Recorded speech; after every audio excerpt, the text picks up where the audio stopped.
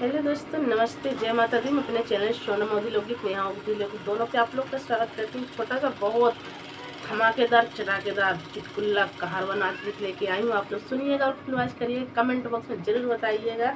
तो चलिए मैं सुनाती हूँ और आप लोग सुनिए।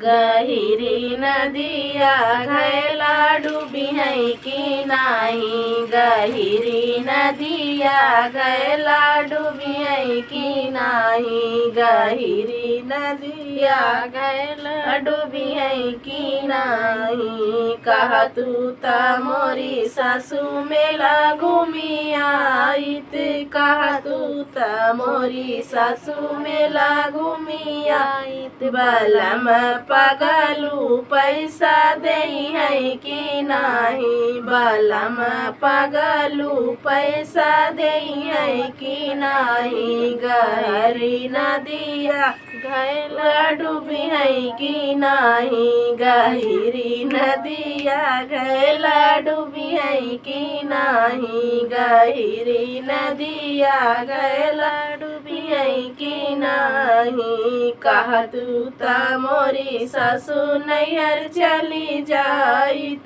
कहा तू ता मोरी सासू नैहर चली जाए। बलम पगलू आने कि नाही, बलम पगलू आने कि नाही। गहिरी नदिया घैला डूबी है कि नाही, गहिरी नदिया घैला डूबी है कि नाही, गहिरी नदिया घैला डूबी है कि नाही। कहा तू ता मोरी सासू कटे मर जाइत, कहा तू ता मोरी सासू कट मर जाए।